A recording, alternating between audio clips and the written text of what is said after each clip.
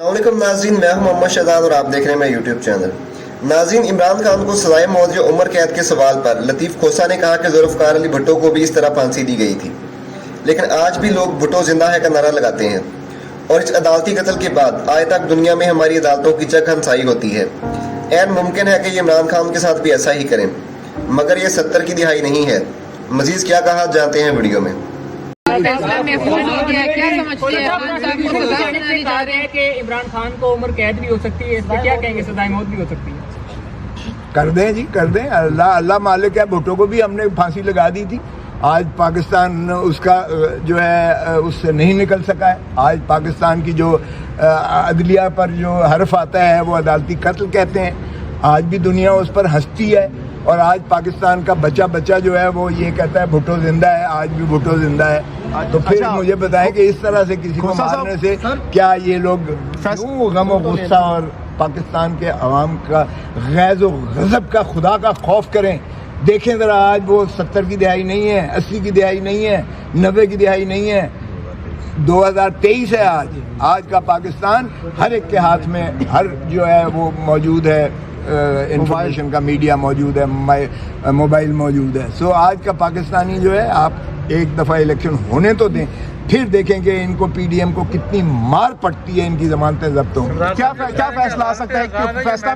فیصلہ محفوظ کر لیا گیا ہے، کیا توقعات ہیں آپ کی آج کی؟ دیکھیں، میں نے اور ہمارے وکلاء کی جو ٹیم تھی، ماشاءاللہ ہم نے اپنا کما حق ادا کیا ہے، پاکستان کے لیے حق ادا کیا ہے، آئین کی بالادستی کے لیے کیا ہے، رول آف لاء کے لیے کیا ہے۔ ہم نے بحث اپنے موکل کی، عمران خان کی دل سے جو ہے ہم نے، اور اپنی جو بساط تھی ہم نے میکسیمم کیا ہے۔ آگے جج، ایک منٹ یار سن تو لو جواب۔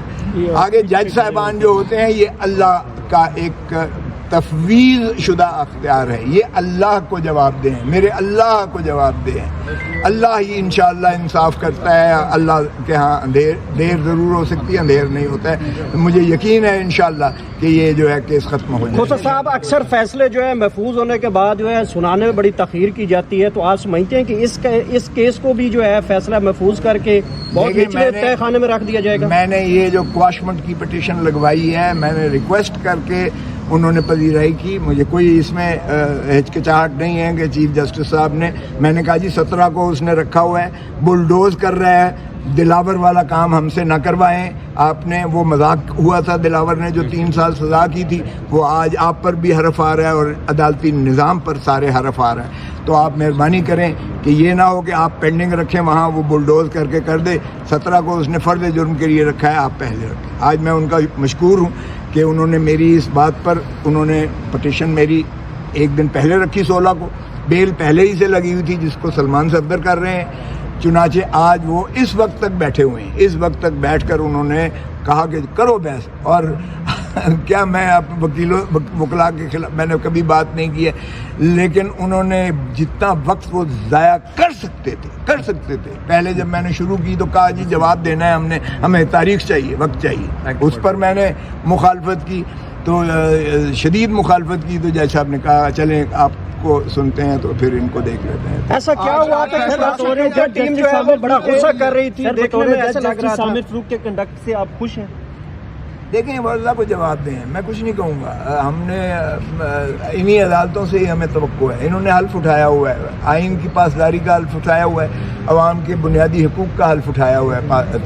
سو میں نے یہ باور کروایا، میں نے کہا ہر دفعہ آپ کو ایک ذمہ داری ملتی ہے، ہر دفعہ آپ کو ایک موقع ملتا ہے۔ پاکستان کو تباہ ہماری عدلیہ نے کیا ہے۔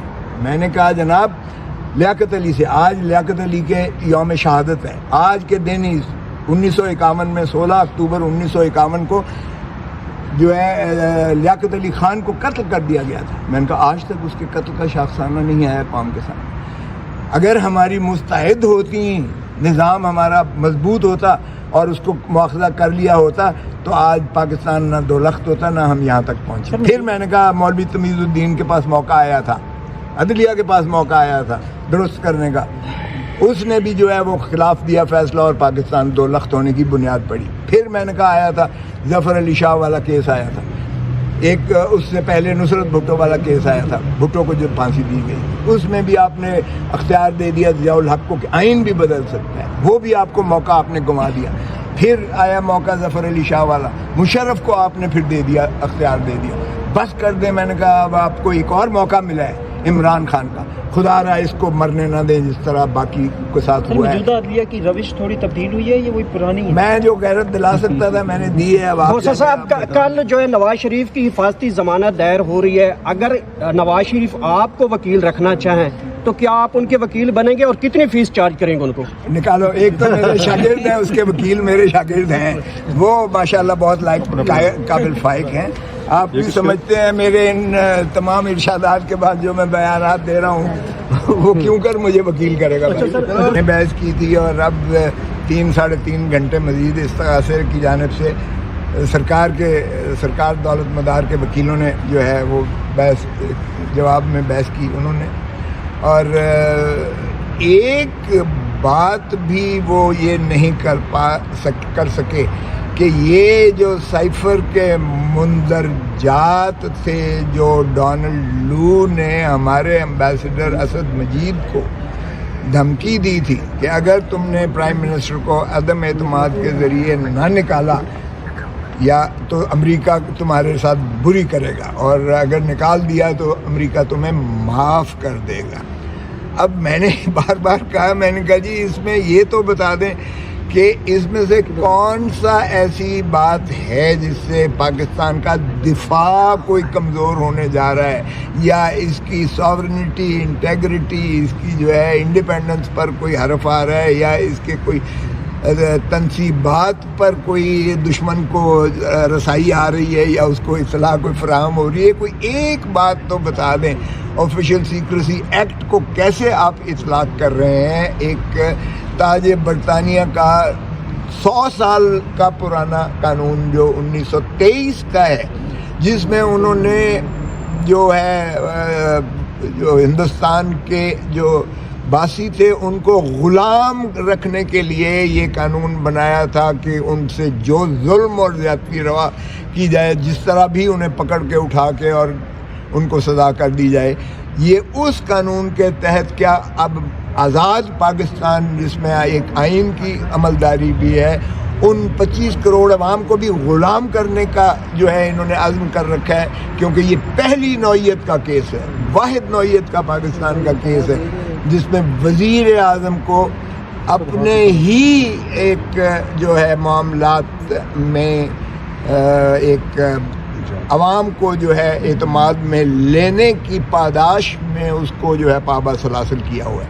اب اگر وزیر اعظم، میں نے بار بار یہ کہا اور میں نے آرٹیکل 248 پڑھ کے بھی سنایا، میں نے پریمبل کو بھی پڑھ کے سنایا، میں نے جو ہے آرٹیکل 7 کو بھی پڑھ کے سنایا، آرٹیکل 5 کو بھی پڑھ کے سنایا، اور میں نے وزیر اعظم کا حلف پڑھ کے سنایا، جس میں حلف پر وزیر اعظم اپنا ہی اس چیز کا فیصلہ کر سکتا ہے، تہیہ کر سکتا ہے کہ کون سی چیز اس نے جو ہے کس کے ساتھ شیئر کرنی ہے اور کون سی چیز کو عوام کے ساتھ شیئر کرنا ہے۔ اور اگر وزیر اعظم، میری نظر میں، جو میں نے عدالت کو بھی کہا کہ میری نظر میں اگر وزیر اعظم عوام الناس سے یہ شیئر نہیں کرتا تو وہ اپنے ساتھ یا اپنے حلف کے ساتھ وفاداری نہیں کر رہا ہے، کیونکہ اگر امریکہ کا ایک اسسٹنٹ سیکرٹری ڈونلڈ لو دھمکی دیتا ہے پاکستان کے معاملات میں سنگین مداخلت کرتا ہے اور وزیر اعظم کو کہتا ہے حکومت تبدیل کرو، اور جو ہے اس طرح سے اگر وہ مداخلت کرتے ہیں تو وزیر اعظم کا فرض بنتا ہے کہ وہ عوام کو اس اعتماد میں لے کہ ہمیں یہ سپر پاور کا ایک جو ہے بیوروکریٹ اس طرح کی دھمکی پاکستان کے میں، لیکن اس سے پہلے وزیر اعظم نیشنل سیکیورٹی کونسل میں لے کے گئے۔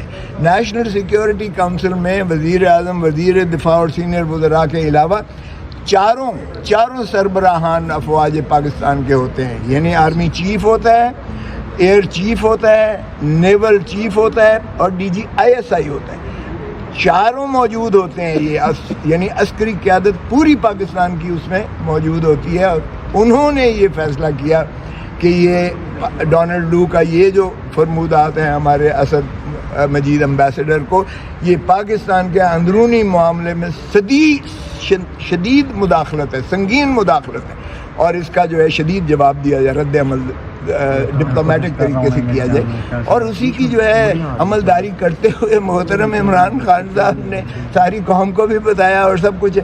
اور پھر یہ نیشنل سیکیورٹی کونسل کی جو قرارداد تھی، یہ بعد میں خود شہباز شریف جب وزیر اعظم بنے تو انہوں نے بھی نیشنل سیکیورٹی کونسل کی میٹنگ اس ایشو پر بلائی۔ اصل لیول میں مشرف نے بھی یہ امریکہ کی جنگ لڑی جس میں پاکستانی شہید ہوئے، اور آج بھی ہم اس کا خمیازہ بھگت رہے ہیں۔ میں نے کہا جی بس کر دیجئے، غلامی بس کر دیں اور پاکستان کو ایک آزاد ریاست کے طور پر کام کرنے دیں۔